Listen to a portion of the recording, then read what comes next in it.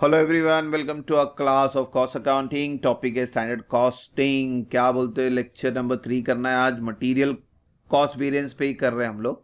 आई button में check करें, introduction important है बच्चों। और आपके पहले के टॉपिक है प्रोसेस, मार्जिनल, कॉन्ट्रैक्ट, ये सब चेक करें, डिस्क्रिप्शन में लिंक है। तो let's begin with lecture number 3।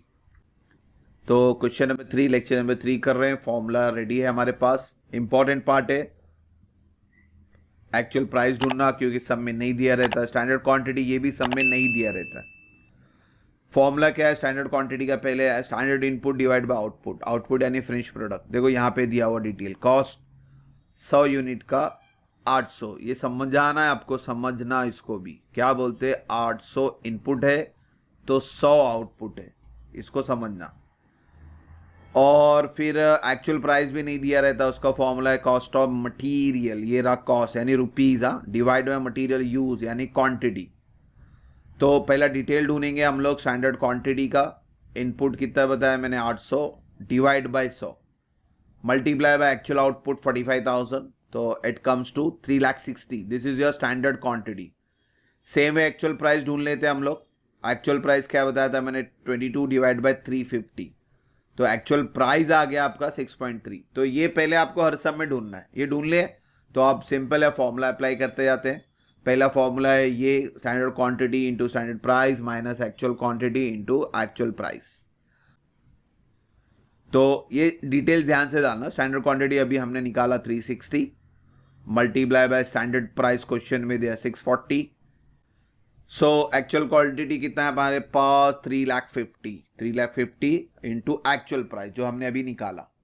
Multiply करके पहले लिख लें और फिर चेक करें माइनस बढ़ा है या प्लस बढ़ा है। तो यहाँ पे 23 बढ़ा है यानी प्लस साइन बढ़ा है, इसलिए फेवरेबल।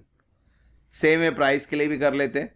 दो फॉर्मूला, आप शॉर्टकट में भी करें और लेंदी भी करें, दो भी करें। अब मैंने क्वेश्चन नंबर 1, 2 में शॉर्टकट करवाया था आज, इसीलिए मैं लेंदी वाला पार्ट कर रहा हूं। आपके लिए जो कन्वीनियंट है आप करें। क्या बोलते हैं, एक्चुअल क्वांटिटी दिया हुआ है कितना है हमारा, 350। स्टैंडर्ड प्राइस दिया हुआ है 640।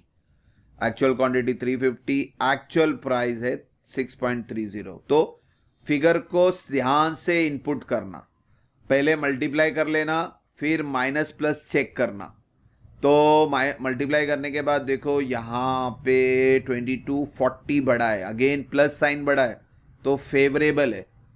यूसेज का भी वैसे ही कर लेते हैं। यूसेज का इनपुट कर लिया, पहले मल्टीप्लाई कर लेते हैं, फिर चेक करें 23 बढ़ा है या 22। 23 बढ़ा है, अगेन ये भी प्लस है, फेवरेबल आया। तो सारे आंसर फेवरेबल है, ध्यान देना। अभी फॉर्मूला क्या है, cost is equal to price and usage, और सब प्लस ही है तो हेडेक ही नहीं हमारे पास।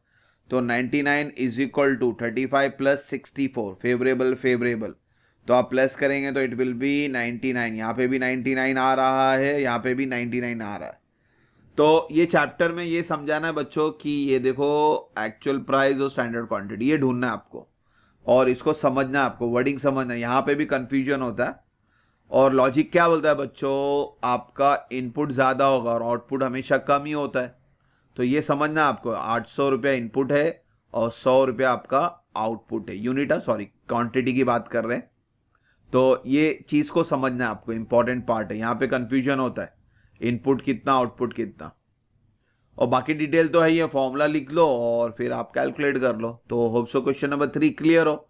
तो इंशाल्लाह नेक्स्ट वीडियो में जल्दी मिलेंगे बच्चों। Thank you for watching the video. God bless you.